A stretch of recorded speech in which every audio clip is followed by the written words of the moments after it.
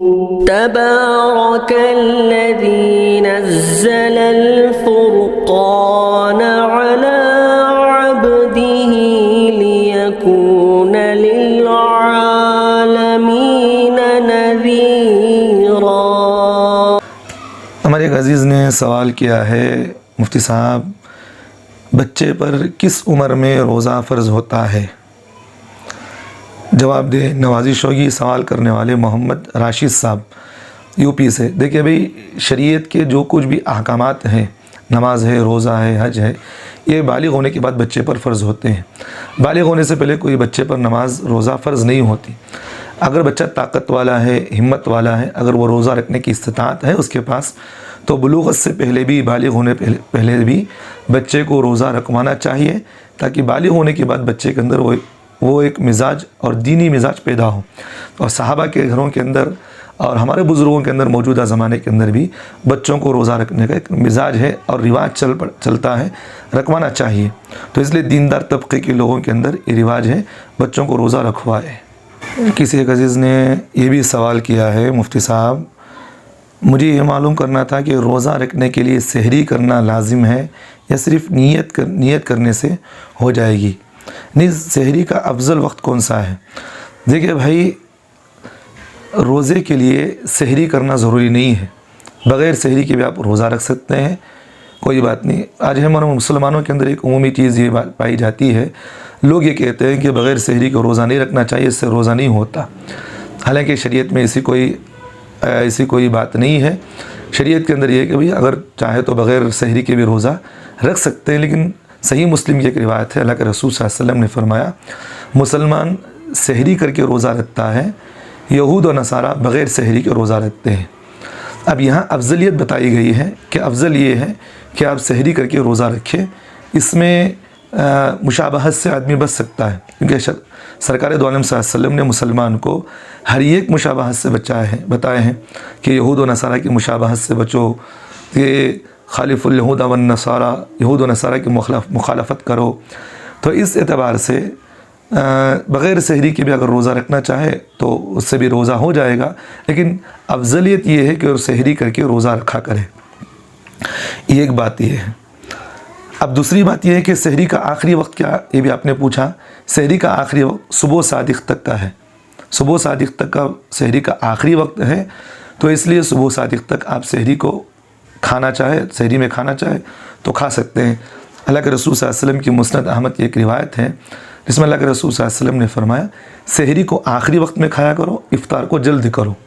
آخری وقت میں اس لیے بولے کہ بھئی اگر کوئی آدمی جلد کھا لے گا تو پھر اس کو بھوک لگے گی، تو اس لیے سحری کو آخری وقت میں کھاؤ تاکہ انسان کے اندر جان باقی رہے، طاقت باقی رہے، تاکہ وہ پورا دن بشاشت کے ساتھ اللہ کی عبادت کر سکے۔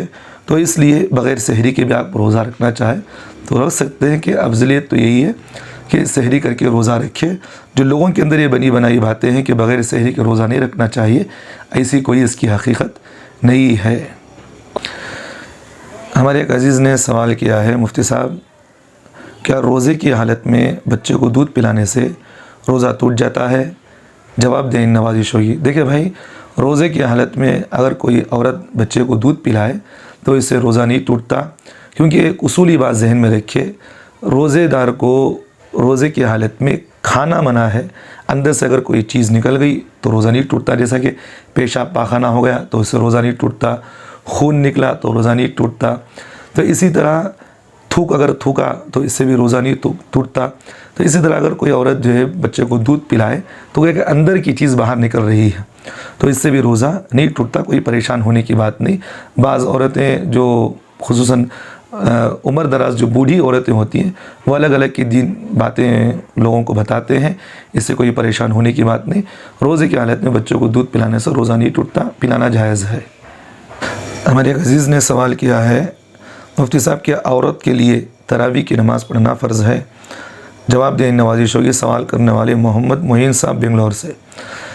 دیکھیں بھائی، جس طرح مردوں کے لیے 20 رکعت تراویح پڑھنا سنت موقدہ ہے، اسی طرح عورتوں کے لیے بھی روزانہ 20 رکعت تراویح پڑھنا سنت موقدہ ضروری ہے۔ بعض علماء نے تو واجب تک لکھا ہے روزانہ تراویح پڑھنا۔ البتہ ایک بات یہاں ذہن میں رکھے، جماعت کے ساتھ نماز پڑھنا مردوں کے لیے سنت کفایہ ہے اور عورتوں کے لیے تو سنت کفایہ نہیں ہے. یعنی اگر کوئی محلے کے اندر پورے لوگ بھی، پورے علاقے والے بھی، پورے محلے والے بھی تراویح سنت کے ساتھ جماعت کے ساتھ نماز پڑھنا چھوڑ دیں تو سب گنہگار ہوں گے. تو اس لیے جماعت کے ساتھ نماز پڑھنا یہ سنت کفایہ الگ سنت ہے. 20 رکعت تراویح پڑھنا یہ سنت الگ ہے. دونوں کو حکم سمجھے. 20 رکعت تراویح پڑھنا سنت موقدہ ہے اور جماعت کے ساتھ نماز پڑھنا یہ سنت کفایہ ہے. دونوں چیزیں ہیں. تو مردوں کے لیے جماعت کے ساتھ 20 رکعت تراویح جس طرح مردوں کے لیے سنت موقدہ، اسی طرح عورتوں کے لیے بھی 20 رکعت روزانہ تراویح پڑھنا سنت موقدہ ضروری ہے. اسی طرح ہمارے ایک عزیز نے سوال کیا ہے، مفتی صاحب آج کل کورٹ میرج یعنی عدالتی نکاح کا رواج عام ہوتا جا رہا ہے، جس کی ایک عام سی بات یہ ہے کہ لڑکا اور لڑکی اپنے والدین سے اجازت لیے بغیر چپکے سے کورٹ میرج کر لیتے ہیں. تو اس کا شرعی حکم کیا ہے؟ واضح فرما دے، بڑی مہربانی ہوگی. سوال کرنے والے مولانا یعقوب صاحب، اتراکھنڈ. دیکھیے بھائی، آپ کے اس سوال کا جواب میں 2 باتوں میں بتا دیتا ہوں تاکہ مسئلہ سمجھنے میں آسانی ہو. دیکھیے، پہلی بات تو یہ ہے، اگر لڑکی عاقلہ بالغہ ہو، لڑکی اگر عاقلہ بالغہ ہے، وہ ولی کی اجازت کے بغیر اگر نکاح کر لے، اگر وہ کفو میں نکاح کرے تو وہ نکاح تو درست ہو جائے گا. پھر ایک بات سمجھ لے، لڑکی اگر عاقلہ بالغہ ہے، وہ ولی کی اجازت کے بغیر کفو میں نکاح کرے، کفو کہتے ہیں کہ ہم پلہ نکاح کر لے تو وہ نکاح ہو جائے گا. اگر غیر کفو میں نکاح کرے تو یہ نکاح درست نہیں ہوگا اور باطل ہوگا. ولی کی اجازت کے بغیر اگر غیر کفو میں نکاح کری لڑکی تو وہ نکاح درست نہیں اور باطل ہوگا. اب یہاں کفو کس کو کہتے ہیں اور ہم پلہ کس کو کہتے ہیں، میں تھوڑی سی اس کی بھی تشریح کر دیتا ہوں. اب یہاں کفو کس کو کہتے ہیں یہ بھی تھوڑا ذہن میں رکھیں. آج کل لڑکیوں کو پھنسانے کا اور لڑکیوں کو ان کے ساتھ اپنی ضرورتیں پوری کرنے کا ایک عام سا رواج بن گیا ہے. خصوصاً ہمارے مسلمان لڑکوں کے اندر بھی یہ چچوراپن زیادہ چل رہا ہے. پہلی بات تو یہ کہ ہم پلہ کس میں دیکھیں گے، لڑکی کو جو نکاح کریں گے لڑکے سے، وہ کفو میں کیا برابری ہوگی. پہلی بات تو یہ دیکھا ہے کہ لڑکا خاندان اس کا صحیح ہونے ہی دیکھتے ہیں. خاندان اگر صحیح ہے تو چلو بھئی یہ لڑکی کے برابر ہے. خاندان اگر نہیں ہے تو پھر پوری زندگی لڑکی کے ساتھ یہ جھگڑتا رہے گا، لڑتا رہے گا اور آخری میں ان کی ناتفقیاں ہوگی، خلا اور طلاق کے مسائل آئیں گے. تو اس لیے اگر جب کسی لڑکے کے ساتھ نکاح کیا جائے تو پہلے لڑکے کو دیکھے کہ یہ خاندان کیا یہ خاندان کو دیکھے یہ کس طرح کا خاندان ہے. کیونکہ بعض خاندانوں کے اندر ایسے ہوتے ہیں لڑکیوں کے ساتھ اس طرح کے غلط تعلقات کیے، نکاح کیے، پھر لڑکیوں کو دھوکہ دے دیتے ہیں. یہ خاندانی رواج ان کا چلتا رہتا ہے ایسا. اور پہلی بات خاندان دیکھا جائے گا. دوسری چیز یہ دیکھیں گے یہ لڑکا شریف ہے یا نہیں ہے. شریف خاندان کو دیکھا جائے گا. میں تو یہ بات کہتا ہوں کہ اگر یہ شریف ہوتا تو یہ بے وقوف یہ کام نہیں کرتا. یہ شریف نہ ہونے کی وجہ سے لڑکی کو جو ہے والدین سے چھپا کر، اس کے ولی سے چھپا کر کورٹ میرج اور اس طرح کی غلط حرکتیں کیا ہے. شریف خاندان کا نہیں ہوتا، اس لیے یہ غلط حرکتیں بے وقوف کرتے ہیں. اور 2 باتیں ہو گئی. تیسری بات اس کے حسب و نسب کو دیکھا جائے گا. واقعتاً لڑکی کے حسب و نسب میں برابر نہیں ہے. اور چوتھی چیز اس کے مال و دولت کو دیکھا جائے گا. لڑکا بھی لڑکی کے برابر مال و دولت میں ہے یا نہیں. میں جو ضروری باتیں بتا رہا ہوں، ایسا تو ہم پلہ تو بہت ساری باتیں ہیں. مال و دولت میں دیکھا جائے گا کہ بھی یہ لڑکی کے برابر ہے یا نہیں. کیونکہ بعض مرتبہ اگر لڑکا غریب ہو، لڑکی اگر مالدار ہو تو پوری زندگی لڑائی جھگڑے میں گزرے گی. لڑکی کہے گی میں مالدار گھرانے کی ہوں تو غریب گھرانے کا ہے. اس طرح باتیں ہوتے آخری میں ہوتے طلاق کے مسائل آئیں گے. تو دیکھا جائے گا کہ مالداری کے اندر لڑکی کے برابر ہیں. لڑکی سے کم ہوگا تو پھر ہم پلہ نہیں ہے، زیادہ ہو تو بڑی چلو اچھی بات ہے. اور سب سے اہم بات دینداری کو دیکھا جائے گا کہ واقعتاً اگر لڑکا دیندار ہے یا نہیں دیکھا جائے گا. میں تو کہتا ہوں اگر لڑکا دیندار ہوتا تو یہ غلط حرکت نہیں کرتا. یہ غیر دینداروں کی علامت ہوتی ہے. یہ بچوں کی بدچلن اور بد مزاجی اور ان کی تربیت نہ ہونے کی وجہ سے ہوتی ہیں. تو مولوی صاحب یہ 2 باتیں ہو گئی. اگر لڑکی کفو کے اندر نکاح کی ہے ولی کی اجازت کے بغیر تو نکاح ہو جائے گا، اگر کفو میں نہیں کی ہے ولی کی اجازت کے بغیر وہ نکاح درست نہیں وہ بلکہ باطل ہوگا۔ دو باتیں ہو گئی۔ اور دوسری بات بہت اہم میں یہ بتا رہا ہوں، بہت اہم بات، یہ تو میں کورٹ میرج کے بتایا ہوں، لیکن اس کے جو غلط اثرات اور غلط نتائج اور معاشرے کے اندر جو غلط چیزیں پڑ رہی ہیں یہ بہت الگ چیزیں ہیں۔ اس سے ہمارے علماء سے، مقامی علماء سے ہمیں پوچھ کر سیکھنا چاہیے۔ میں یہاں تفصیلی بات نہیں بتا رہا ہوں، تو اس لیے ہمارے علماء ان سب چیزوں کو بیانات میں کھل کر بتائے اور اس طرح کے مفاسد کو بتائے تاکہ امت کے اندر ان چیزوں کو سمجھنے کی صلاحیت پیدا ہو، تاکہ مسلمان لڑکیاں بچ کر زندگیاں گزارے اور نوجوان جو چچورے پن کے کام کر رہے ہیں ان کو اپنی زندگیوں کے اندر صحیح تربیت کا موقع ملے اور ان کو صحیح رہبری کا موقع ملے۔ اللہ ہم تمام مسلمان نوجوان لڑکے اور لڑکیوں کو صحیح طریقے پر زندگیاں گزارنے کی توفیق عطا فرمائے۔ اور ایک بات میں خصوصاً کہتا ہوں لڑکیوں سے اور لڑکوں سے بھی کہتا ہوں، جو بچیاں ہماری اس طرح کی حرکتیں کر اپنے ماں باپ کو، اپنے والدین سے پوچھے بغیر یہ بھاگ کر شادیاں کرتی ہیں، ان کی زندگیوں میں کبھی سکون نہیں رہتا، کبھی ان کی زندگیوں میں آرام نہیں رہتا۔ جو لڑکیاں والدین کو پوچھے بغیر یہ لائن مار کر، جو ہماری زبان میں کہتے ہیں، یہ عشق و معشوقی کے جو کام کر کے شادیاں کرتی ہیں، ان کی زندگی میں کبھی سکون نہیں رہتا۔ ایسے تو میرے تو ہزاروں کیسز میرے پاس ایسے ہیں جو لڑکیاں عشق بازی کے ساتھ کر کے اور والدین کو پوچھے بغیر شادیاں کی ہیں، ان کی زندگیوں کے اثرات کیا ہوئے ہیں یہ میں خود جانتا ہوں۔ تو اللہ کا واسطہ دے کر کہتا ہوں یہ غلط حرکتیں نہ کریں، اپنے والدین کو اپنا سہارا بنا کر زندگیاں گزارے، ان سے اپنا مشورہ کرے۔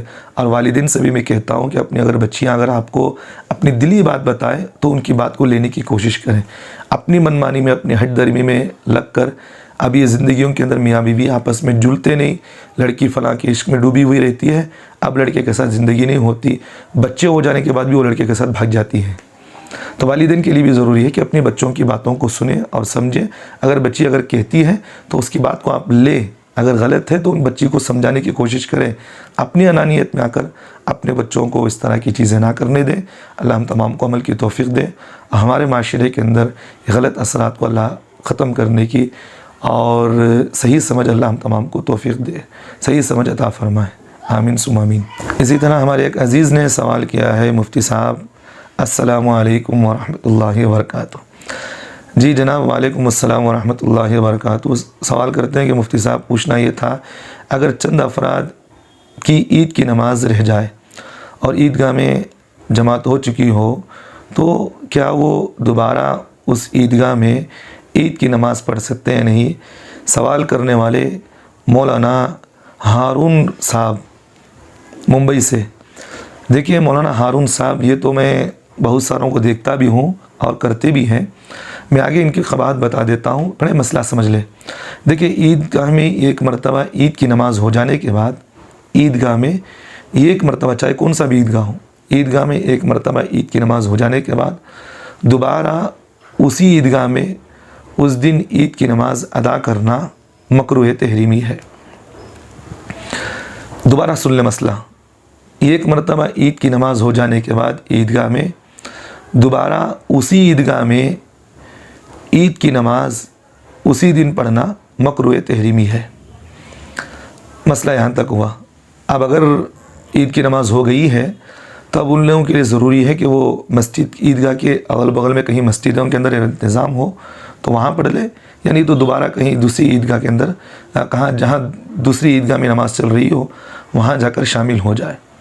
یہاں تک تو مسئلہ ہو گیا۔ لیکن میں ایک بات یہاں عیدگاہ کی جو انتظامی امور کی کمیٹی ہوتی ہے میں ان سے درخواست کرتا ہوں کہ آپ انتظامی جو کمیٹی ہے وہ اگر عید کی نماز اگر اس طرح لوگوں کی چھوٹ جاتی ہو تو ان لوگوں کی انتظام بنانے کی کوشش کرے، ان کا الگ ترتیب بنائے کہ اگر عید کی نماز یہاں چھوٹ گئی تو ایک مسجد متعین کر دے کہ وہاں عید کی نماز باقی رکھے تاکہ یہ لوگ یہاں چھوٹ جانے کے بعد وہاں چلے جائیں۔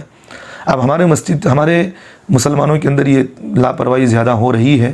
میں نے بھی کئی لوگوں کو دیکھا ہے کہ وہ عید کی نماز ہونے کے بعد دوبارہ وہی عید کی نماز اسی دن پڑھتے ہیں عیدگاہ کے اندر۔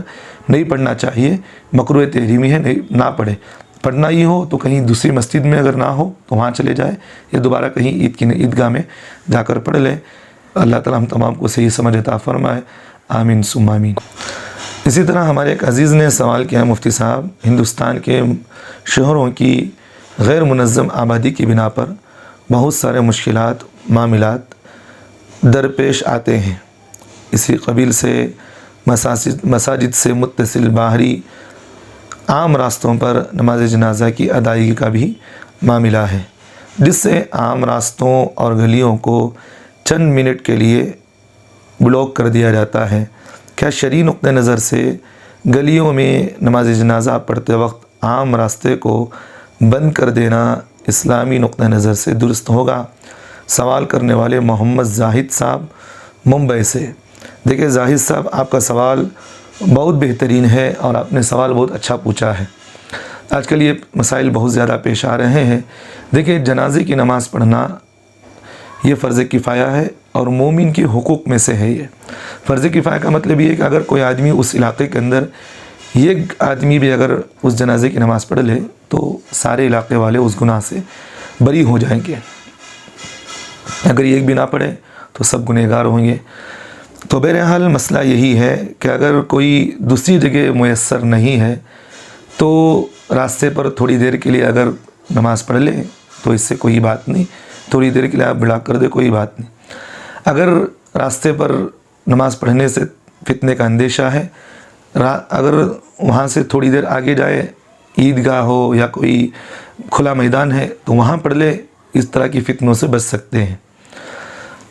اور تیسری بہت اہم بات یہ ہے کہ اگر راستے بلاک کرنے سے اس طرح کے فتنے کے اندیشے، لڑائی جھگڑے کے اس طرح کے حالات ہیں، آگے وہاں کوئی کھلی جگہ بھی نہیں ہے، تو میں ایک بات یہاں کہتا ہوں کہ قبرستان کے انتظامی جو امور کے لوگ ہیں ان کی ذمہ داری ہوتی ہے کہ وہ قبرستان کے اندر ایک جگہ متعین کر دے تاکہ جنازہ پڑھنے والوں کو تکلیف نہ ہو، اس طرح کی دقتیں نہ ہے، کیونکہ آج کل ہندوستان کے حالات بہت ناساز چل رہے ہیں اور نمازیں پڑھنے والوں پر پابندیاں بھی بہت ساری لگ رہی ہیں اور حکومتی سطح پر اس طرح کی باتیں ہو رہی ہیں۔ اللہ ان تمام حالات کو درست فرمائے، اللہ تعالیٰ مسلمانوں کو سربلندی نصیب فرمائے اور ہندوستان کے خصوصاً حالات کو اللہ تعالیٰ خیر و عافیت کے فیصلے فرمائے۔ تو بہرحال میں یہی بات کہتا ہوں کہ اگر راستہ اگر بلاک کرنے سے کوئی فتنے کا اندیشہ نہیں تو 5-6 منٹ کر لے، کوئی بات نہیں، اس میں زیادہ سے زیادہ 5 منٹ وقفہ لگے گا۔ اگر راستہ بلاک کرنے سے اگر فتنے کا اندیشہ ہے، آگے کہیں جگہ ہے تو وہاں پڑھ لے، اگر وہاں بھی نہیں تو قبرستان کی انتظامیہ کے امور کے لیے، قبرستان کی جو انتظامی امور ہیں، جو کمیٹی کے جو احباب ہوتے ہیں، تو ان لوگوں کی ذمہ داری ہے کہ قبرستان میں ایک جگہ بنا دے تاکہ اس طرح کے حالات نہ آئے۔ اللہ ہم تمام مسلمانوں کو عمل کی توفیق دے۔ اسی طرح ہمارے ایک عزیز نے سوال کیا ہے، مفتی صاحب، درزی تیار شدہ کپڑوں کی تو زکوٰۃ نکالے گا، لیکن ابھی اس کے پاس کچے کپڑے جو سینے کے لیے آئے ہیں اس کی بھی زکوٰۃ نکالے گا؟ جواب دیں ان نوازشوں کے۔ سوال کرنے والے عبد الرحمن کلکتہ سے۔ دیکھیں بھائی، آپ کا سوال بہت تفصیل سے ہے، میں مختصر بتا دیتا ہوں۔ درزی کے پاس جو کپڑے آئے ہیں، مثال کے طور پر میں درزی ہوں، میں جو ہے کپڑے سینے کے لیے لوگوں کے پاس سے لے لیتا ہوں، میں کپڑے تو مانگ کر رکھ لیا ہوں، لیکن جو قیمت اس میں آنے والی ہے وہ قیمت ابھی میرے پاس نہیں آئی ہے، کیونکہ زکوٰۃ کے اندر 2 باتیں ضروری ہیں، ملکیت بھی ضروری ہے اور قبضہ بھی ضروری ہے۔ کپڑے کا تو میں کپڑے کا تو میں مالک تو بن چکا ہوں کہ وہ کپڑا تو میرے پاس ملکیت میں تو ہے، لیکن قبضہ نہیں ہوا ابھی میرے پاس۔ قبضہ تو وہ سامنے والے مالک کے پاس ہے، وہ تو وہ قبضہ تو میں کپڑے کا تو ملکیت تو اپنے پاس لے لیا ہوں، لے کر میں اسے دوں گا تو مجھے پیسے دے گا، تو گویا کہ پیسے بھی میرے پاس نہیں آئے ہیں، تو دونوں چیزوں سے میرے خالی ہوں میں، ملکیت تو ہے لیکن قبضہ نہیں ہے میرے پاس، تو قبضہ کیوں یہ سامنے والے پر ہے، تو اس لیے جو درزی کے پاس کپڑے آتے ہیں اس پر تو زکوٰۃ نہیں ہے، اور جو پیسے درزی کو سی کر دینے کے بعد جو پیسے ملتے ہیں اس پر بھی زکوٰۃ نہیں ہے، کیونکہ وہاں ملکیت اور قبضہ دونوں نہیں پائی جا رہی ہے۔ ایک بات یہ، اور دوسری بات، اگر جو درزی ہے وہ پہلے سے صاحب نصاب ہے تو جو پیسے اس کے پاس ہیں تو اس پر تو زکوٰۃ نکالے گا ہی، لیکن جو پیسے سیل کر دینے کے بعد جو اس کو آنے والے ہیں وہ پیسوں پر زکوٰۃ نہیں ہے، کیونکہ وہ ان پیسوں کا وہ قبضہ کرنے والا ہی نہیں ہوا، وہ پیسے اس کے ہاتھ میں آئے نہیں، ہو سکتا ہے کہ وہ کپڑے سیل بھی سکتا ہے، وہ کپڑے ہو سکتا ہے کہ وہ آخری وقت میں دے بھی سکتا ہے، کیونکہ جب تک اس مال کا وہ مالک نہیں ہوا، وہ پیسوں کا مالک نہیں ہوا، تو اس پر زکوٰۃ بھی نہیں ہوگی۔ تو اس لیے درزی والے ذہن میں رکھے، کوئی پریشان ہونے کی بات نہیں، آپ کپڑے سیل کر دے دیں، پیسے آپ لے لیے، تو وہ پیسے ملا کر اب جو پچھلے جو صاحب نصاب اگر ہیں آپ، تو ان پیسوں کو ملا کر زکوٰۃ نکالیں گے۔ اگر یہ پیسے آپ کے پاس ابھی تک نہیں آئے ہیں، جو آپ کے پاس حالیہ جو صاحب نصاب اگر ہیں، تو ان پیسوں کی زکوٰۃ نکالیں، جو نہیں آ رہے تو ان پیسوں کی نکالنے کی ضرورت نہیں ہے۔ اسی طرح ہمارے ایک عزیز نے سوال کیا ہے، مفتی صاحب ایک روایت کی درکار تھی۔ سوال یہ ہے کہ رسول اللہ صلی اللہ علیہ وسلم فرماتے ہیں بچوں کو رونے پر نہ مارو، اس لیے کہ 4 ماہ تک رونا لا الہ الا اللہ کی گواہی دیتا ہے، اور اس کے بعد 4 ماہ کا رونا نبی علیہ الصلوۃ والسلام پر درود بھیجتا ہے، اور اس سے اگلے 4 ماہ کا رونا والدین کے لیے دعا کرتا ہے۔ کیا یہ روایت صحیح ہے؟ جواب دے نوازش ہوگی۔ دیکھیں بھائی، جو آپ نے روایت مجھے سلسلے میں مجھے پوچھا ہے، یہ کتاب ہے خطیب بغدادی، اس کے اندر ایک حضرت نے اس میں مرسلاً سند کے ساتھ یہ روایت ذکر فرمایا ہے۔ اس میں ایک راوی ہے ابو الحسن، انہوں نے اس روایت کے سلسلے میں جو راوی ہے انہوں نے بتایا ہے یہ منکر تھا اور یہ حدیثیں گھڑ کر بتایا کرتا تھا۔ اسی طرح علامہ حجر اسقلانی رحمۃ اللہ علیہ کی کتاب ہے لسان المیزان، اس میں بھی انہوں نے یہ بات لکھا ہے کہ یہ روایت صحیح نہیں ہے، بلکہ شیعوں کی کتابوں کے اندر یہ روایت لکھی ہوئی بات ہے۔ تو معلوم یہ ہوا کہ روایت صحیح نہیں ہے، جھوٹی ہے، اس روایت کو بیان کرنا گناہ ہے۔ اللہ کے رسول صلی اللہ علیہ وسلم نے حدیث پاک کے اندر فرمایا من کذب علیہ متعمدا فلیتبوأ مقعدہ من النار، جو آدمی مجھ پر جھوٹی بات باندھے وہ آدمی اپنا ٹھکانہ جہنم میں بنا لے۔ تو اس لیے بھائی یہ روایتیں بغیر تحقیق کے آگے نہ بڑھائیں۔ اچھی بات ہے کہ آپ نے ہمیں پوچھ لیا، اور یہ روایت بالکل جھوٹی ہے، نہیں بیان کرنا چاہیے، اور رسول اللہ صلی اللہ علیہ وسلم کی طرف یہ بات کو جھوٹ منسوب کیا گیا ہے۔ اللہ ہم تمام کو صحیح بات اور صحیح کہنے کی توفیق، صحیح بات سننے اور صحیح بات کہنے کی توفیق عطا فرمائے۔ ہمارے ایک عزیز نے اسی طرح سوال کیا ہے، مفتی صاحب اللہ تعالیٰ آپ کو سدا خوش رکھے، دونوں جہاں کی بھلائی نصیب فرمائے، آمین ثم آمین۔ میں بھی آپ کے لیے یہ دعا دیتا ہوں کہ اللہ تعالیٰ دونوں جہاں میں آپ کے لیے عافیت کے فیصلے فرمائے۔ سوال کیا ہے کہ مفتی صاحب سب سے پہلے رمضان کی خبر دینا جہنم حرام ہونے کی ہے، کیا یہ حدیث میں اس کا ذکر ہے؟ جواب دے نوازش ہو۔ یہ سوال کرنے والے مولانا اسلم صاحب ابراری، یہ ہمارے ساتھی ہیں جو ہمارے ہمدرد بھی ہیں۔ شکریہ مولوی صاحب، آپ نے ہمیں سوال کیا۔ دیکھیے آج کل سوشل میڈیا پر بہت سارے ایسی غلط خبریں پھیل رہی ہیں اور پھیلائی بھی جا رہی ہیں۔ یہ کوئی نئی بات نہیں ہے، پرانی بات ہے۔ دین میں بہت سارے دخل اندازی کی باتیں اور دین میں بہت سارے غیر ضروری چیزیں بھی داخل کر دیتے ہیں، اور اللہ کا فضل اور اللہ کا کرم ہے کہ ایسے علماء دنیا کے اندر موجود ہیں جو ان کی نس نس سے واقف ہیں اور ان کی ہر طریقے کی باتوں کو کھنگال کر لوگوں کے سامنے، امت کے سامنے پیش کر دیتے ہیں۔ تو بہرحال مولانا صاحب جو آپ نے سوال کیا کہ جو شخص رمضان کی خبر سب سے پہلے دے گا اس پر جہنم کی آگ حرام ہو جائے گی، کیا یہ حدیث ہے نہیں ہے؟ تو معلوم ہونا چاہیے کہ ایسی کوئی روایت نہ حدیث پاک کے اندر اللہ کے رسول صلی اللہ علیہ وسلم نے بیان فرمایا، نہ امت کو اس بات کی ترغیب دی ہے۔ یہ سوشل میڈیا کے اندر جو کچھ بھی اس طرح کی باتیں پھیلائی جاتی ہیں، یہ قادیانیت کی اکثر باتیں قادیانیت اکثر اس میں محنت کرتے ہیں، اور یہود و نصارہ کی ان سب چیزیں زیادہ آج سوشل میڈیا میں چل رہی ہیں۔ اور ہمارے مسلمان جو لیبرزم کے طبقے کے جو لوگ ہیں، جو کالج اسکولوں کے اندر ہمارے جو نوجوان پڑھتے ہیں، یہ بغیر تحقیق کے ان باتوں کو لے لیتے ہیں اور آگے پھیلا دیتے ہیں۔ تو بہرحال ہمیں جو معلوم ہو گیا وہ یہی بات ہے کہ اس طرح کی کوئی روایت نہ حدیث پاک کے اندر اللہ کے رسول نے ہمیں بتایا، نہ حدیث پاک کے اندر کہیں یہ بات ثابت ہے، نہ کئی محقق علماء کرام نے اس بات کو بتایا ہے۔ تو جو یہ بات یہاں یہ بھی ذہن میں رکھے کہ حدیث پاک کے اندر اللہ کے رسول صلی اللہ علیہ وسلم نے فرمایا من کذب علیہ متعمدا فلیتبوأ مقعدہ من النار، جو آدمی مجھ پر کوئی جھوٹی بات باندھے وہ آدمی اپنا ٹھکانہ جہنم میں بنا لے۔ تو جو کچھ بھی سوشل میڈیا پر آج کل یہ باتیں جو پھیلائی جا رہی ہیں کہ جو آدمی رمضان المبارک کی پہلی مبارکبادی دے گا جہنم کی آگ اس پر حرام ہو جاتی ہے۔ اگر دین اتنا سستا سودا ہوتا اللہ کے بندے تو صحابہ اپنی گردنوں کو نہیں کٹاتے ہیں۔ بات سمجھ میں آ رہی ہے؟ صحابہ اپنی گردنوں کو نہیں کٹاتے، اپنی بیوی بچوں کو بیوہ نہیں اپنی بیوی کو بیوہ اور اپنے بچوں کو یتیم نہیں کرتے۔ اور اللہ کے رسول صلی اللہ علیہ وسلم جو ہے اللہ کے رسول جو ہے جنگ احد میں اپنے دندان مبارک کو زخم نہیں کروا رہے تھے، ٹوٹالے نہیں تھے، یعنی اللہ کے رسول کے دندان مبارک شہید ہو گئے، زخم جو ہے سر پر لگ گیا، چوٹ لگ گئی، بے ہوش پڑ گئے کہ دین اگر اتنا سستا سودا ہوتا تو صحابہ اللہ کے رسول جو ہے کیوں اتنی محنتیں مشقتیں کرتے؟ چاہتے تو وہ فضیلتیں بیان کر کے وہ جنت میں چلے جاتے ہیں۔ دین جو ہے محنت سے زندگی میں آتا ہے، مشقتوں کے ساتھ آتا ہے، عبادت کے ذریعے سے آدمی اپنے اوپر تک آدمی چڑھتا ہے۔ یہ جو چیزیں جو بتائی جاتی ہیں کہ بھئی جو محرم کے فضائل اس طرح کی غیر ضروری چیزیں، فضائل جو حدیث سے اندر وہ بات تو ٹھیک ہے، لیکن جو غیر ضروری چیزیں جیسا کہ ہر مہینہ میرے پاس پوسٹیں آتی رہتی ہیں، دیکھو آدمی کہتا ہے کہ بھئی اس طرح کے چاند کی تاریخ کی اطلاع دو، مغفرت ہو جائے گی، چاند کی تاریخ یہ کرو، فضائل وہ یہ وظائف کرو، یہ وظائف بھلا بدتر، اس طرح کی چیزیں جو آج کل غیر ضروری چیزیں جو عاملین جو دھوکے باز جو کر رہے ہیں یہ غلط ہیں، نہیں کرنا چاہیے، یہ سب سے بڑے دھوکے باز ہیں۔ تو بہرحال میں بتانا یہ چاہ رہا ہوں جو یہ بات کہتے ہیں کہ جو آدمی رمضان کی سب سے پہلی خوشخبری بتائے گا اس کے لیے جہنم حرام ہے، ایسی کوئی حدیث ثابت نہیں ہے اور نہ کوئی ایسی روایت اللہ کے رسول صلی اللہ علیہ وسلم نے بیان فرمائے، نہ کوئی علماء نے یہ باتیں لکھی ہیں۔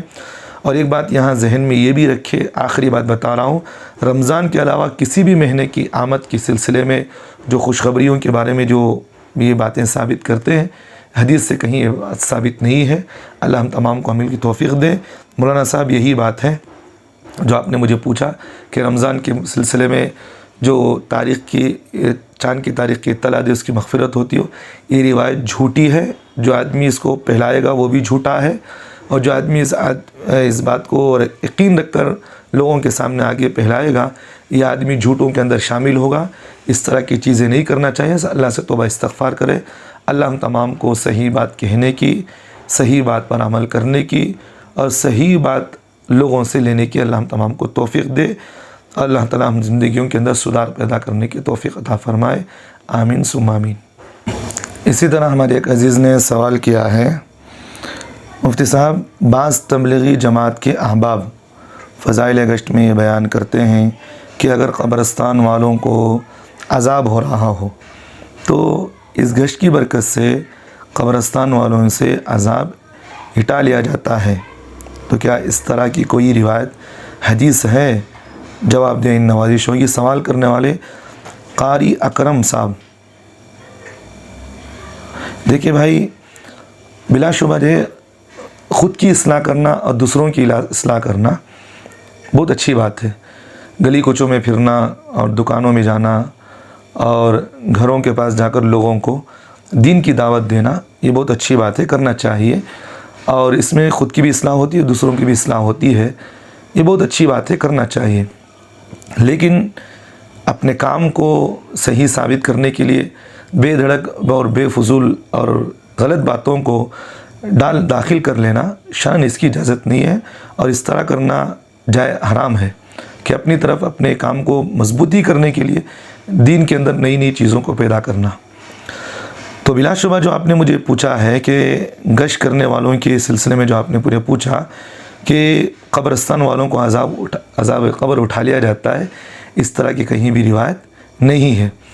البتہ یہ روایت کے بارے میں سلسلے میں ایک روایت ملتی ہے جس میں ایک بات لکھا گیا ہے کہ اگر کوئی آدمی یا کوئی طالب علم یا کوئی عالم کسی علاقے سے گزرے، جس علاقے سے وہ گزرے اس علاقے کے اندر اگر قبرستان ہے تو اس قبرستان والوں کو اللہ تعالیٰ 40 دن تک عذاب قبر سے حفاظت کریں گے۔ یہ روایت بھی اکثر لوگوں سے سنی گئی ہے اور سناتے بھی ہیں، حالانکہ محقق علماء اکرام نے یہ بات بتایا ہے یہ روایت جھوٹی ہے، اس روایت کو یہ بیان نہیں کرنا چاہیے۔ تو بہرحال ہمارے جماعت کے ساتھیوں نے اس طالب علم اور عالم کی جو فضیلت جو حدیث کے اندر بتائی گئی ہے یہ لے کر شاید وہاں بتا دی ہوں گے گشت جہاں ہوتا ہے وہاں عذاب قبر ہٹا لیا جاتا ہے، یہ بے بنیاد باتیں، دونوں باتیں، چاہے وہ طالب علم اور عالم کی بات جو میں نے بتایا چاہے گشت کرنے کے سلسلے میں جو فضیلت بتائی جاتی ہے کہ جس جگہ پر اس طرح ہو تو وہاں عذاب قبر کو ہٹا لیا جاتا ہے، دونوں باتیں حدیث سے ثابت نہیں ہیں۔ آدمی کو اگر دین کا کام کرنا بھی ہے تو بزرگان دین کے نہج پر، رسول اللہ صلی اللہ علیہ وسلم کے بتائے ہوئے باتوں پر عمل کر کے کرنا چاہیے۔ نہج نبوت کے اندر اگر کام ہو تو وہ کام فائدہ مند ہوگا، اگر نفسیات پر کام ہوگا تو وہ کام کے اندر سوائے فتنے کے اور سوائے غلط بیانی کے کوئی فائدہ ہاتھ نہیں آتا۔ تو اس لیے اللہ کے رسول صلی اللہ علیہ وسلم نے فرمایا من کذب علی متعمدا فلیتبوأ مقعدہ من النار۔ اللہ کے رسول نے فرمایا جو آدمی میرے اوپر جھوٹی بات باندھے وہ اپنا ٹھکانہ جہنم میں بنا لے۔ تو اس لیے میرے بھائی آپ نے سوال بہت اچھا کر لیا۔ مجھے یہ غیر ضروری باتیں جو آج کل ہمارے جماعت کے ساتھیوں کے اندر بھی چل رہی ہیں ان کی اصلاح ہم تمام کو کرنا چاہیے۔ اگر کہیں اس طرح کی باتیں سنیں تو سب سے پہلے علماء کی ذمہ داری ہے ان کو الگ سے بٹھا کر سمجھایا جائے۔ جیسا کہ ہمارے بنگلور کے اندر ایک مرتبہ ہمارے ذمہ دار احباب ہیں، انہوں نے ایک مرتبہ بتایا کہ دارالعلوم دیوبند سے ایک پرچہ نکلا، اس میں انہوں نے بتایا کہ دعوت و تبلیغ کے اندر آج کل 90 یا 90 پر 4 اس طرح کی انہوں نے گنائے کہ غیر ضروری غلط چیزیں پائی جا رہی ہیں، تو ان چیزوں کو ختم کریں۔ تو آج کل جو نظام الدین اور شورا کا جو آج کل جو اس طرح کی باتیں چل رہی ہیں، یہ جو باتیں ہو رہی ہیں یہ اسی منمانی کی باتیں چل رہی ہیں جو آج کل نظام الدین کے اندر یہ باتیں ہوئی ہیں۔ اگر نظام الدین والے اپنی منمانی نہ کرتے، بے اصولی نہ کرتے، نہج نبوت پر اگر کام ہوتا تو اپنے اصول پر باقی رہتے۔ نہج نبوت سے ہٹ گئے، اس کار نبوت سے جو کام تھا اس کام سے ہٹ کر انہوں نے کام کیا تو نفسیات بھی ان کی داخل ہو گئی اور غیر ضروری چیزیں بھی ان کے اندر آ گئی، تو پھر آگے چلتے چلتے یہ امت کے اندر فتنے کا سبب بنی ہے۔ تو اس لیے میں آپ سے یہ بات یہ کہتا ہوں کہ جہاں کہیں بھی اس طرح کی باتیں دیکھیں تو علماء کرام کی ذمہ داری ہے کہ وہ اپنی ذمہ داری کو سمجھتے ہوئے، نبی کا وارث سمجھتے ہوئے ان چیزوں کو روکنے کی کوشش کریں۔ اگر وہ نہ سمجھتے ہوں تو پھر ان کے حال پر ان کو علیہ اعلان پھر مجمع کے اندر کہیں بیٹھ کر اس طرح کرتے ہوں، مجمع کے اندر آپ علیہ اعلان کہہ دیں کہ ابھی یہ چیزیں جو بتاتے ہیں یہ سب چیزیں غلط ہیں، ان کی باتوں کو نہ سنیں، جو غلط باتیں ان چیزوں کی اطلاع کرنا ہمارے لیے ضروری ہے، کیونکہ اللہ کے رسول صلی اللہ علیہ وسلم نے فرمایا عالم انبیاء نبی کا وارث ہوتا ہے اور العلماء ورثۃ الانبیاء، نبی کے وارث ہوتے ہیں۔ تو نبی کے جو وارث ہوتے ہیں، نبی نے جس نہج پر کام کیا اس نہج کو بتانا ضروری ہے، چاہے کوئی بھی ہمارا مخالف ہو، کوئی جھجکنے کی اور ڈرنے کی بات نہیں ہے۔ تو اگر چاہے دعوت تبلیغ کے ساتھی بھی اگر میں بھی خود جماعت کے اندر ہمارا اٹھنا بیٹھنا بھی ہے، الحمدللہ میں نے اس سال جماعت میں وقت بھی لگایا بھی ہے، اور ہمارے ساتھیوں کے اندر کچھ اونچ نیچ ہوتی ہے تو ہم ان کی اصلاح بھی کر دیتے ہیں۔ اگر ہمارے سے کچھ اگر بے اصولی ہو تو ہمارے جو علماء ہیں وہ بھی ہماری اصلاح کر دیتے ہیں، کیونکہ آدمی جب تک اصلاح کے ساتھ چلتا رہے گا وہ گمراہ نہیں ہوگا۔ جب آدمی یہ سمجھے کہ میں خود لوگوں کو اصلاح کرنے والا، مجھے کیا لوگ اصلاح کریں گے، وہ آدمی وہاں سے گمراہی اس کی شروع ہو جاتی ہے۔ تو آدمی کے لیے ضروری ہے کہ وہ اپنی زندگی کے اندر اصلاح کی ترتیب لے کر چلے۔ اگر کچھ غلط بیانی ہو جائے، اگر کوئی عالم کوئی بتائے تو ہمارے جماعت کے ساتھیوں کے لیے ضروری ہے کہ ہم اس بات کو ماننے کی کوشش کریں اور اپنے فوراً دین میں اپنے گردن کو جھکا دیں۔ ایک قول مجھے یاد آ گیا، اس کے بعد میں اپنے بات کو ختم کر دیتا ہوں۔ کتابوں کے اندر ایک بات لکھی ہوئی ہے کہ حضرت عمر رضی اللہ عنہ کی عادت شریفہ تھی، دین کی بات اگر کہیں آ جاتی، چاہے وہ چھوٹا آدمی بھی کیوں نہ ہو، بچہ بھی کیوں نہ ہو، اگر ان کو کوئی چیز بتا دیتا کہ آپ غلط کر رہے ہیں تو اپنی غلط بیانی سے وہ رجوع کر لیتے۔ اگر کوئی ان کو بات اگر غلط نظر آتی، اگر وہ حق ہے تو پھر اپنی بات پر ڈٹے رہتے۔ اگر لوگ ان کی اصلاح کر دیتے کہ آپ یہ غلط کر رہے ہیں تو اپنے گردن کو جھکا دیتے۔ تو معلوم یہ ہوا کہ بھئی جس آدمی سے شیطان ڈرتا تھا، جس آدمی کے لیے اللہ کے رسول نے فرمایا کہ اگر میرے بعد کوئی نبی ہے تو حضرت عمر ہے، تو جب دین کے معاملہ جب آتا تو اپنی اصلاح کے لیے اپنے گردن کو جھکا دیتے۔ اور جب خلیفہ بنے تو انہوں نے اعلان کیا منبر رسول پر بیٹھ کر، اگر میرا کام اچھا ہو تو میری بات کو قبول کرو، اگر میرے سے کچھ اونچ نیچ ہو جائے تو کوئی بھی چاہے تو مجھے پوچھ سکتا ہے۔ اس لیے ایک آدمی نے حضرت عمر سے پوچھا، اے عمر، بیت المال سے ہر آدمی کو، سب کو مال جو تقسیم کیا گیا، مال غنیمت، سب کو ایک ایک چادر دی گئی، تمہارے پاس کہاں سے 2 چادریں آ گئی؟ آپ نے لنگی بھی جو ہے نہیں پہنی اور جو جسم پر ڈالا ہے وہ بھی نیا تھا، تو اس وقت حضرت عمر رضی اللہ عنہ نے اس کی بات کی وضاحت کی. پوچھنے والا کوئی بڑا نہیں تھا، عام آدمی تھے. انہوں نے پوچھے تو حضرت عمر نے فوراً جو ہے ممبر رسول پر اسی وقت انہوں نے اعلان کیا، یہ جو چادر میں اوپر اڑا ہوا ہوں یہ میرے بیٹے عبداللہ کی چادر ہے، اس نے مجھے ہدیتاً دے دی ہے. تو اس لیے ہمارے جماعت کے ساتھیوں سے میں یہ بات کہتا ہوں کہ بھئی اگر کوئی عالم آپ کی اصلاح کرے تو اس بات کو آپ لینے والے بنے. اکڑپن اور بڑاک پن رکھ کر منوانا، اس بات کو نہیں ماننا، یہ شیطانوں کی علامت ہوتی ہے. ہمارے بزرگوں نے ہمیں یہ سکھایا ہے کہ دین سیکھتے ہوئے چلو کبھی گمراہ نہیں ہوں گے، پوچھتے ہوئے چلو کبھی گمراہ نہیں ہوں گے، علماء کی صحبت میں چلو کبھی گمراہ نہیں ہوں گے. نفسیات آ گئی، انانیت آ گئی، خودداری آ گئی تو وہاں تمہاری گمراہی کے اسباب شروع ہو جاتے ہیں، اور جس طرح شیطان گرا اس سے زیادہ تم گر سکتے ہو. تو اس لیے آدمی کو کہیں غلط اس طرح کے بتانے گئے تو فوراً آدمی کو سمجھ لینا چاہیے. اللہ ہم تمام کو عمل کی توفیق دے. اسی طرح ہمارے ایک عزیز نے سوال کیا ہے، مفتی صاحب عدت میں عورت کو سفید لباس ہی پہننا ضروری ہے؟ اگر سفید لباس نہ ہو تو نیا لے کر بنانا ضروری ہے؟ پرانے کپڑے گہرے اور خوش رنگ ہو تو استعمال کر سکتی یا نہیں؟ سوال کرنے والے محمد سیف بنگلور سے. دیکھیں بھائی، عدت میں سفید لباس ہی پہننا ضروری نہیں ہے، اور اگر عدت میں جو سفید لباس پہننے کا جو رواج ہے، جو عقیدہ ہے، یہ غیر مسلموں کا ہے. غیر مسلموں کے اندر عقیدہ یہ ہے کہ اگر کسی عورت کا شوہر کا انتقال ہو جائے وہ عدت میں سفید لباس پہنے گی، اس کے علاوہ رنگین لباس نہیں پہن سکتی. حالانکہ شریعت میں یہ ہے کہ اگر سفید لباس پہننا چاہے تو سفید بھی پہن سکتی ہے، سفید لباس اگر نہیں ہے تو رنگین کپڑے بھی اگر عورت پہننا چاہے تو پہن سکتی ہے. اس میں شان کوئی بات نہیں. البتہ ایسے کپڑے جو خوشنما اور بھڑکدار، جیسے چمکیلی کپڑے کہتے ہیں، اور خوشنما کپڑے، یہ نہیں پہن سکتی. اس کے علاوہ سفید کپڑے پہن سکتی ہیں. کسی بھائی نے اسی طرح سوال کیا ہے، مفتی صاحب سنا ہے کہ اللہ تعالیٰ اپنے بندوں سے 70 ماہوں سے زیادہ محبت کرتا ہے، کیا یہ حدیث صحیح ہے یا نہیں؟ جواب دیں ان نوازش ہوگی. سوال کرنے والے مولانا عبداللہ صاحب یو پی سے. دیکھیے بھائی، یہ بات تو ہم نے بچپن سے بھی سن رکھی ہے اور آج بھی سنتے ہی رہتے ہیں. اکثر خطیب و حضرات یا نہیں تو اکثر جو بوڑھے لوگ ہوتے ہیں ان لوگوں کے ساتھ ہم نے یہ باتیں سن رکھی ہیں. تو یہ بات ذہن میں رکھیں، یہ بات تو کافی حد تک مشہور ہو گئی ہے کہ اللہ تعالیٰ اپنے بندوں سے 70 ماہوں سے زیادہ محبت کرتا ہے. حالانکہ حدیث پاک کے اندر کہیں یہ تخصیص نہیں ہے کہ اللہ تعالیٰ 70 ماہوں سے زیادہ محبت کرتا ہے. یہ عدد تخصیص نہیں ہے، کبھی عدد کے ساتھ نہیں لکھا گیا ہے، نہ حدیث کے اندر بتایا گیا، یہ عدد کے ساتھ نہیں لکھا گیا، بتایا گیا ہے. البتہ یہ بات تو ہے کہ اللہ تعالیٰ اپنے بندوں سے ماں سے زیادہ محبت کرتا ہے اور ماں سے زیادہ رحم دل ہے. یہ تو بات حدیث پاک سے ہمیں بات معلوم بھی ہوتی ہے، اور حدیث پاک کے اندر اللہ کے رسول صلی اللہ علیہ وسلم نے خود بتایا بھی ہے. بخاری کی ایک روایت ہے، میں یہ سنا دیتا ہوں، جس کے راوی حضرت عمر بن خطاب رضی اللہ عنہ ہیں.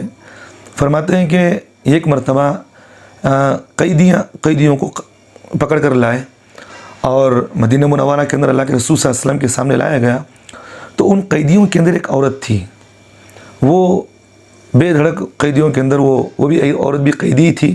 وہ بے دھڑک ادھر سے ادھر پھر رہی تھی، ادھر تلاش کر رہی تھی، لوگوں کے اندر تلاش کر رہی تھی کسی کو. اچانک اس کو ایک اپنے بچے پر نظر پڑ گئی. وہ اپنے بچے کو اٹھائی اور اپنے سینے کو لگایا، اور وہ عورت جو ہے اپنے بچے کو دودھ پلانے لگ گئی. جب اللہ کے رسول صلی اللہ علیہ وسلم نے جب اس چیز کو دیکھا تو حضرت عمر بن خطاب رضی اللہ عنہ فرماتے ہیں، تو سرکار دو عالم صلی اللہ علیہ وسلم نے ہمیں اس وقت پوچھا کیا یہ عورت اپنے بچے کو جہنم آگ میں ڈال سکتی ہے؟ تو صحابہ نے عرض کیا کہ رسول اللہ صلی اللہ علیہ وسلم جب تک یہ عورت نہ چاہے اپنے بچے کو خود اٹھا کر وہ آگ میں نہیں ڈال سکتی. تو اس کے بعد اللہ کے رسول صلی اللہ علیہ وسلم نے یہ جملہ فرمایا، اللہ تعالیٰ جو ہے اپنے بندوں سے اس سے بھی زیادہ محبت کرنے والے اور اس سے بھی زیادہ رحم دل ہیں. یعنی اپنے بندوں سے اللہ تعالیٰ ماں سے بھی زیادہ محبت کرنے والے. رحم دل کا مطلب یہ ہے کہ بھئی اگر کوئی آدمی اللہ سے معافی مانگے تو اللہ جو ہے بے دھڑک اس کو معاف کر دیتے ہیں.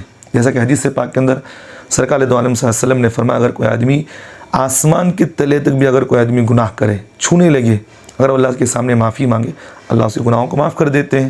یہ تو رحم دلی ہے. اور محبت تو اتنی بندوں سے کرتے ہیں کہ اپنے بندوں کو گرتا ہوا اللہ نہیں دیکھتے. بندہ اگر کوئی آدمی گرتے ہوئے بھی اگر اللہ کو معافی مانگے تو اللہ اس کو محبت سے لگا لیتے ہیں، معاف کر دیتے ہیں. تو بہرحال میں بتانا یہ چاہ رہا ہوں، خلاصتاً پوری بات یہی ہے کہ جو مشہور ہو گیا ہے، اکثر خطبہ حضرات کو بھی میں نے دیکھا اور اکثر لوگوں کو میں نے خود بچپن سے سنتے ہوئے آیا ہوں کہ اللہ تعالیٰ اپنے بندوں سے 70 ماہوں سے زیادہ محبت کرتے ہیں۔ میں نے خود اس بات کی تحقیق کل پرسوں بھی مجھے ہوئی ہے، میں نے خود بھی دیکھا کہ جیسا سوال مجھے آیا آپ کا تو میں خود تحقیق کرتا رہا، تو بعد میں مجھے یہ بات معلوم ہو گئی کہ بھئی اللہ تعالیٰ اپنے بندوں سے 70 ماہوں سے زیادہ محبت جو کرنے کی تخصیص جو لکھی ہے 70 ماہوں سے زیادہ، جو یہ بات ہے، یہ جملہ حدیث میں اندر نہیں ہے، بلکہ یہ بات ہے کہ اللہ تعالیٰ اپنے بندوں سے ماں سے زیادہ محبت اور ماں سے زیادہ رحم دل ہے۔ اتنی بات تو حدیث سے ہے، لیکن یہ تخصیص جو کر دیں یہ غلط ہے، کہیں حدیث سے اندر ثابت نہیں ہے۔ اس طرح کی باتیں بغیر تحقیق کے نہیں کرنا چاہیے۔ البتہ اب جب بات معلوم ہو گئی ہے تو ہر آدمی اس بات کو کہنے سے پرہیز کرے، کیونکہ آدمی جو بھی کہتا ہے دین کے اندر وہ اللہ کے رسول صلی اللہ علیہ وسلم سے ثابت شدہ ہونا ضروری ہے۔ اب جب اللہ کے رسول سے ثابت نہیں ہے تو اللہ کے رسول صلی اللہ علیہ وسلم کو وہ چیز جو ہے، اللہ کے رسول پر وہ بات جھوٹی باندھنا ثابت ہوگا۔ اللہ کے رسول صلی اللہ علیہ وسلم نے فرمایا جو آدمی میرے اوپر کوئی جھوٹی بات باندھے تو اپنا ٹھکانہ جہنم میں بنائے۔ تو اس حدیث سے میں یہ بات معلوم ہوئی، جو تخصیص کے ساتھ جو بتائی جاتی ہے 70 ماہوں سے زیادہ محبت کرنے والا، 70 ماہوں سے زیادہ جو ہے رحم دل ہے، یہ تخصیص نہیں ہے، بلکہ عمومی طور پر یہی ہے کہ ماؤں سے زیادہ محبت کرنے والا، ماؤں سے زیادہ رحم کرنے والا، یہ بات کہنے کی شان اس کی اجازت ہے۔ اللہ ہم تمام کو صحیح بات کہنے کی اور صحیح بات پر عمل کرنے کی اللہ ہم تمام کو توفیق دے۔